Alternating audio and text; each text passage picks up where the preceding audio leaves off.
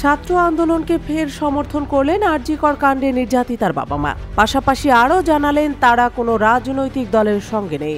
সন্তানহারা দম্পতি চান মেয়ের ধর্ষণ এবং খুনের বিচার যতদিন না হচ্ছে ততদিন এই আন্দোলন চলতে থাকুক। পশ্চিমবঙ্গের আরজিকর হাসপাতালে এক নারী চিকিৎসককে ধর্ষণ ও হত্যার প্রতিবাদে উত্তাল ভারত।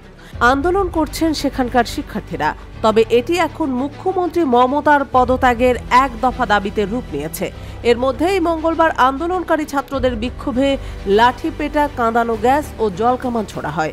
এরপরই ছাত্র সমাজের পাশে দাঁড়াতে কর্মসূচি ঘোষণা করে বিজেপি।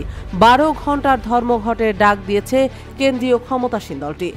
এরপরেই বার্তা দিয়েছেন নির্যাতিতার পরিবার। তারা বলছেন, ছাত্র আন্দোলনের পাশে আছি, রাজনীতিতে নেই। তবে ছাত্র আন্দোলনকে সমর্থন দিয়েছেন নির্যাতিতার বাবা মা। নির্যাতিতার পরিবার জানায় তারা কোনো রাজনৈতিক দলের সঙ্গে নেই। সন্তানহারা দম্পতি চান মেয়ের ধর্ষণ এবং খুনের বিচার যতদিন না হচ্ছে ততদিন এই আন্দোলন চলতে থাকুক। তারা নির্যাতিতার বাবা মার আক্ষেপ, এখনো একজন ছাড়া কেউ গ্রেপ্তার হলো না।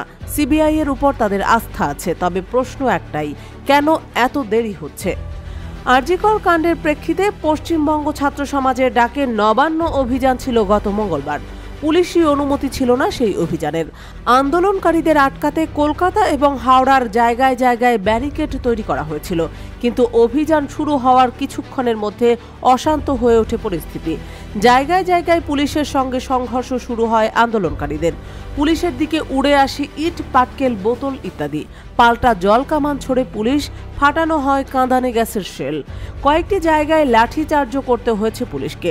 নবান্ন অভিযানে 220 জনকে গ্রেফতারও করেছে পুলিশ। ছাত্র সমাজের পাশে দাঁড়াতে কর্মসূচি ঘোষণা করে বিজেপি। কর্মসূচি অনুযায়ী বুধবার সকাল 6টা থেকে সন্ধ্যা 6টা পর্যন্ত চলবে এই সাধারণ ধর্মঘট। এদিকে এ কর্মসূচির বিরোধিতা করেছে তৃণমূল নেতা কুণাল ঘোষ বলেন, এটা বাংলার বিরুদ্ধে চক্রান্ত। কোনো ফাঁদে পা দেবেন না।